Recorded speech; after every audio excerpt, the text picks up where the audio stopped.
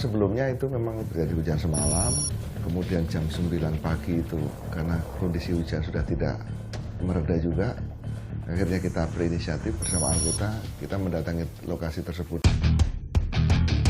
Kita patroli aja ke Arjuna Selatan. Ya. Melalui Arjuna, nanti silakan dari Arjuna itu ketemu bypass, tinggal tekuk ke kanan.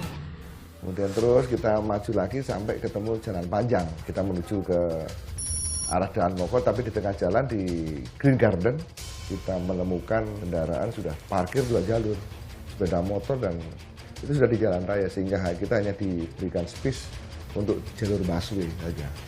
Hambatannya di mana itu? Hambatannya di mana? Apa itu hambatannya? Coba aku gitu deh.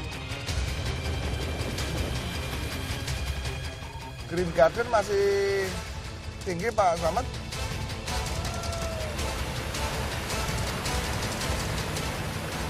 Terus 1, baru 3. Rupanya Green Garden juga masih tinggi, Mas.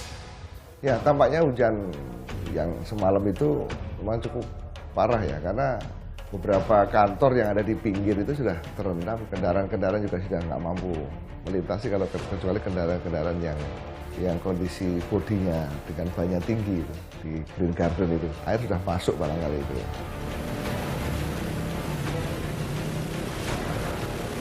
Jeruk 1 pada 3. Nah itu nanti kalau saya mengarahkan warga melalui Green Garden, ternyata Green Garden masih tinggi, Mas. Izin kan untuk jalur Green Garden memang masih tinggi. Lanjut untuk roda 2 setelah perempatan Kedoya Utara, belok kanan mengarah Pasar Besi kemudian. Nah kalau gitu ditaruh butir, Mas, supaya bisa diarahkan, supaya mereka nggak terjebak. Demikian alarm. Malam ini tidak semakin reda, makanya saya ambil inisiatif untuk saya selaku Kepala Bagian Operasi, saya coba untuk monitor daerah-daerah yang selama ini langganan setiap saat di situ, karena merupakan daerah cekungan depan Citraland.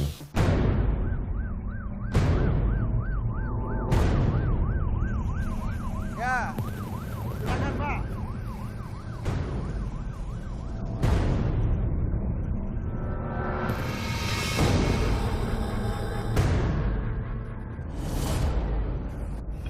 Betul, yang ke arah Latu Menten dan yang mengarah ke Roxy, sementara itu ketinggian masih 70 cm.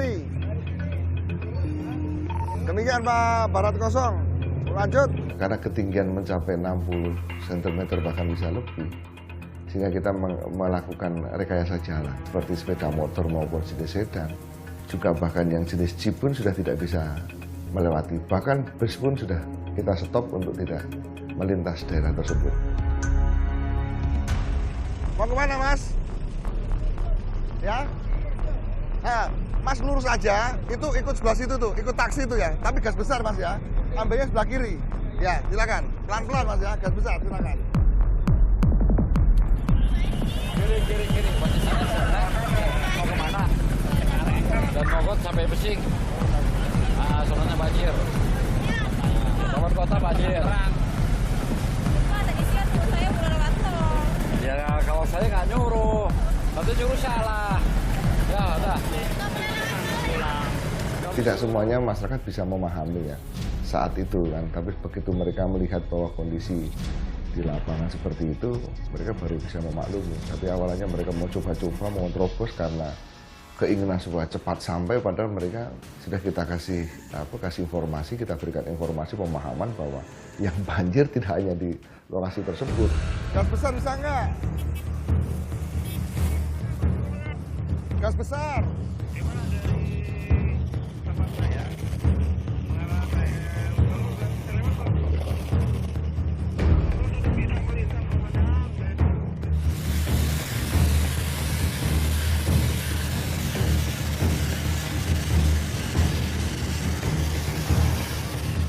Kita bantu sampai ke tempat ketinggian gitu kan, sampai tempat yang kering gitu.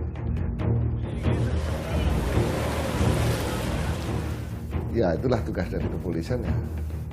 kita harus kita melayani dengan tulus apapun ya. Kita dampingi supaya masyarakat bisa menyeberang dengan aman. Di seberang jalan atau di pagar berdekatan dengan sungai itu kami melihat ada seorang wanita.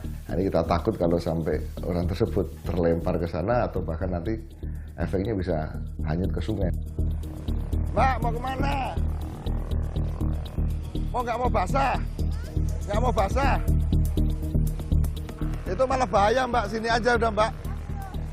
Sini segini aja kok. Ini.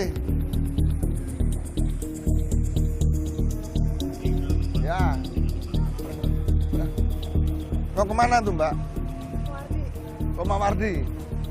Mawardi berarti lewat sini dong nanti. Oh, lewat atas ya? Sama aja sih. Ya. Nggak, lewat pinggir sebelah kiri. Kalau sebelah kanan nanti takut nyedot harinya tuh, Mbak. Ya. Nah, ke sini ya, Pak. Ya, ya kan. Nah, untuk motor-motor pendek gimana Pak? Di sini Pak? Mending jangan ya Pak ya? Lebih baik jangan, Mas. Lebih baik jangan. Karena kalau diteruskan ya efeknya mati. Gitu. Kalau yang tinggi gitu mungkin masih... Ini, sebetulnya kalau knalpotnya tinggi gitu aja kan. Knalpotnya tinggi ini agak lumayan. Atau lebih baik matikan aja kan. Matikan dorong gitu aja udah.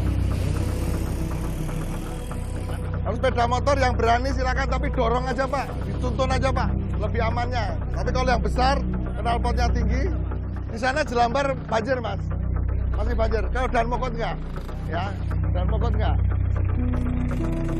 Ya ada yang percaya, ada yang tidak. Eksesnya ya itu wanita di tengah-tengah mati. Ya. Dan itu resikonya akan lebih besar karena air semakin banyak yang masuk kan gitu.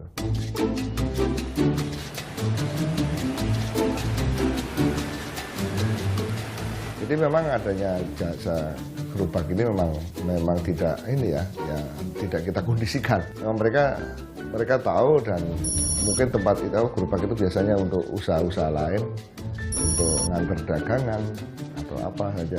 Tapi dalam kondisi saat itu juga mereka nggak bisa berdagang karena kondisi banjir. Nah, mereka turunkan barang-barangnya. Ini sangat membantu juga warga yang ragu, saya berani menembus genangan ini atau tidak, sehingga kami persilahkan. Ya, yang penting tidak memeras gitu aja.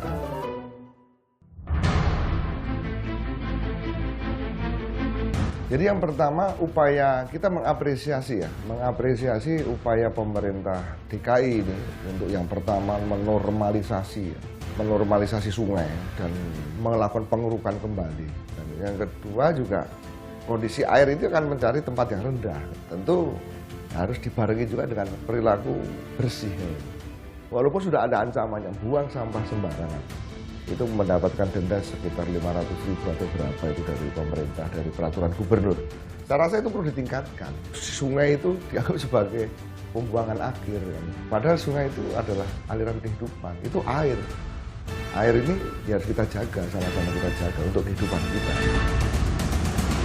Meluncur ke TKP. Siap, 86.